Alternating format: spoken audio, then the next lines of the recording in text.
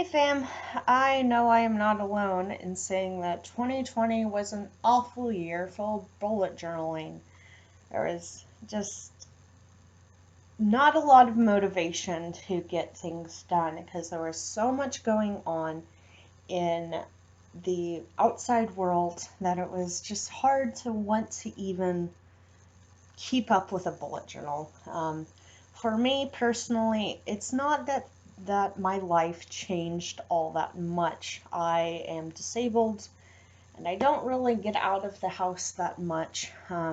So it's not like my routine changed at all, but it was just hard to keep track of a bullet journal. It was depressing, to say the least. So I went ahead and I got my 2021 bullet journal finished. And I also went ahead and put the end of 2020 in here as well.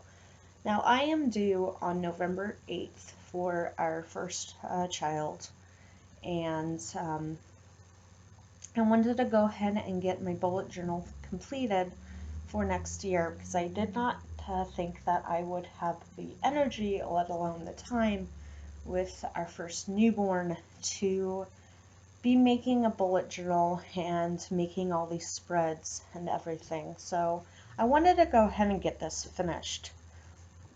So this is the front of my bullet journal. It just says 2021 with a jar of fireflies. The back of it is my all-time favorite I've ever done, and it says, I turned my nightmares into fireflies and caught them in a jar.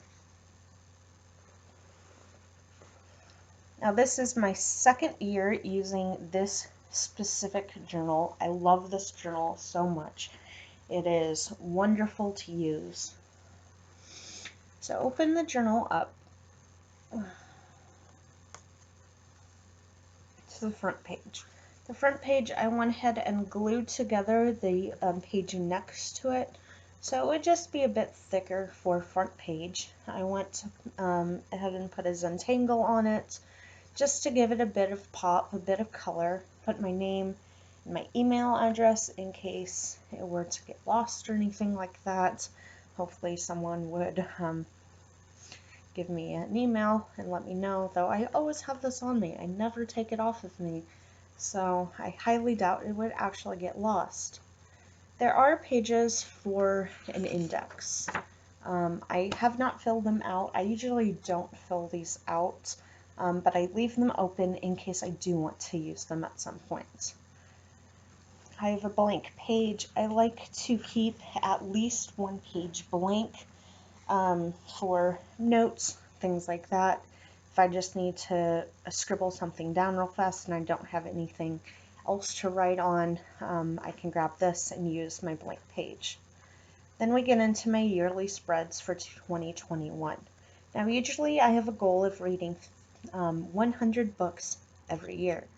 It is a goal that I usually don't hit. If I'm honest, I usually get to 75 books, but not really 100, though I have hit it in the past. However, next year, obviously, I'll have a newborn, so I don't think I'm going to make that goal at all. So I went ahead and wrote down 50. So my goal next year will be 50 books. I highly doubt I'll even get to 50. I will be lucky if I get to the first page, which is 25. But we'll see. We'll see how it goes.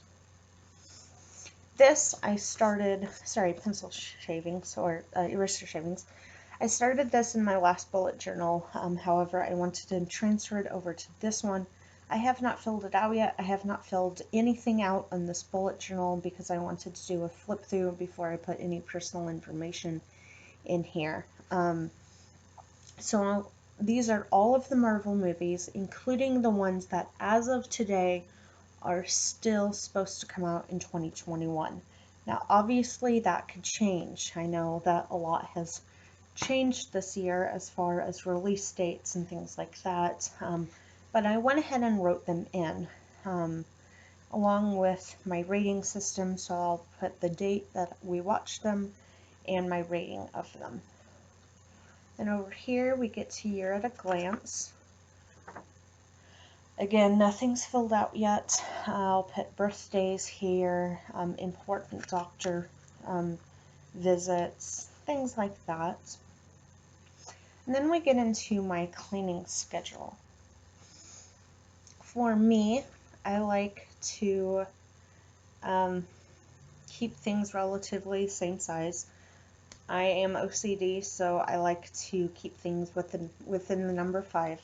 So I have for my daily 5 things, my weekly 5 things, my monthly 5 things, and my quarterly 5 things. And then I have 15-minute tasks. These are good for flare days. I tend to get really depressed because I just don't have the energy to get out of bed.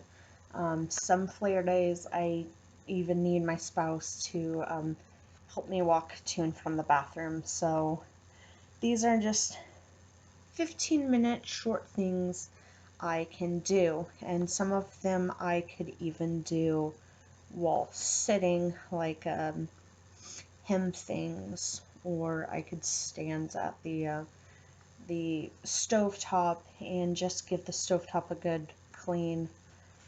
Just small tasks that I could do 1 or 2 on my bad flare days and still feel like I was being productive that day, which if you don't do anything, it's not a bad thing, but it just helps with my mental health.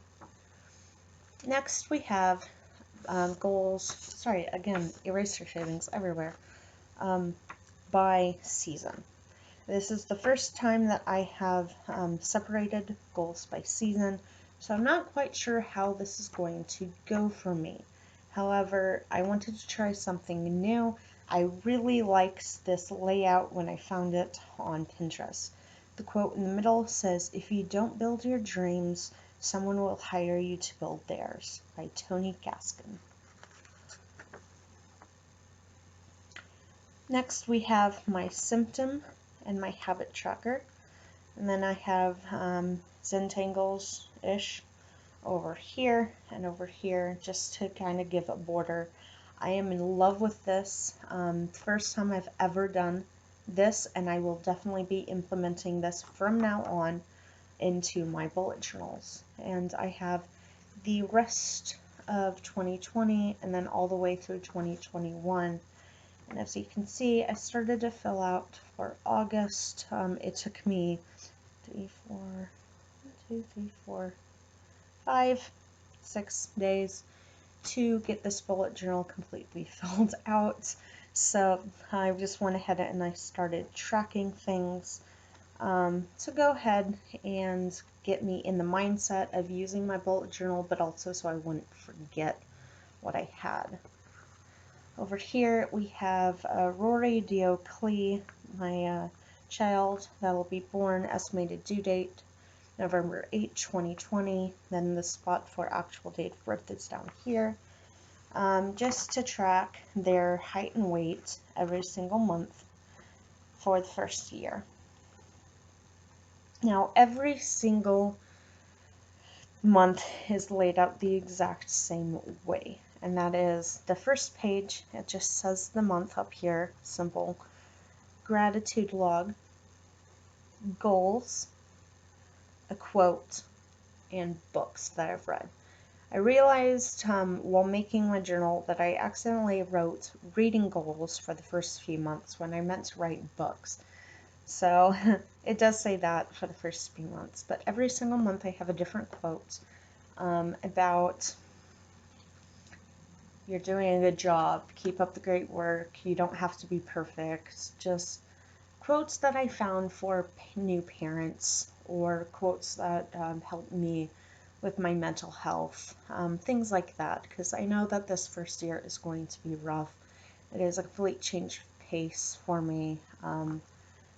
So I wanted to put a different quote every month for that. Then you get into the monthly spread, which is my calendar. I wanted to keep things simple. I don't like big flashy layouts. Nothing wrong with people who do. I just personally am not a huge fan of them. So I have the calendar, which is big enough to write 1 or 2, maybe 3 things each day, my notes section, and my water tracker. I am very, very bad about drinking water. During the summer months, I am allergic to water, so it is very hard for me to want to drink water year round because of that just subconsciousness of having a reaction in the summer to water. Water makes me sick feeling. It's not good. So I try to track my water every single day. At the minimum, I would like to be drinking 2 cups of water. I usually drink iced tea or a Powerade, Pedialyte, hot tea. All of that I will count as water. Anything that is hydration, I count as water. Thus far, though, these 2 days were actual water, which is 2 cups is my usual. I can get through 2 cups of water a day. And then until Rory is born, we have a tracker, a countdown. So this countdown will be for September, 2 more months. I really like this. It's the first time I've used washi tape like that. I was worried that I wouldn't like it because I'm a little too OCD to do sporadic layouts like that. But I actually am kind of a fan of this. I don't think I'll ever do it again, but I like it for now. Again, September, same exact log. I won't go through month by month. I'm just going to go through the first 3 months because then I have 1 month left for the month of October. Now we are guaranteeing that Rory will actually be due in October or will be born in October. Every single milestone I have hit 2-ish weeks prior to when I'm supposed to. So we are guaranteeing that they will be a Halloween baby. Same exact layout. And then after Rory is due, starting in November, I have an activity tracker. Now this one will start on the 16th to give me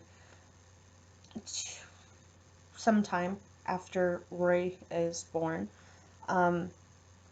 Before I will start tracking activity, but for November and December, I have this note that says, need doctor approval before any type of exercise postpartum. And I made sure that I put this in November and December, even though I logically know this, so it's that visual reminder that it's okay. So for the first few months, I believe it's the first 4 months, I am tracking Kegels, yoga, walking, and dancing. After the first 4 months, Kegels turns to warm up, which would just be stretching or whatever that would imply for that time. So this is what I used. It's a double page spread. This one has boxes and shows what I can fit if I leave a space between, if I don't leave a space between, and how many boxes I can fit this way with how long they are. And then we get into the back page. Again, just like the front page, I glued together the page next to it to just give it a thicker page, give it more of a book, like beginning of book structure. Pride flag, and then this is a pocket in here. Which, just for now, I have Do What You Love to Love What You Do. It's a postcard from this postcard book that I was given, this Color Your Own postcard book. And 3 importance. You matter, you're loved, everything will be okay.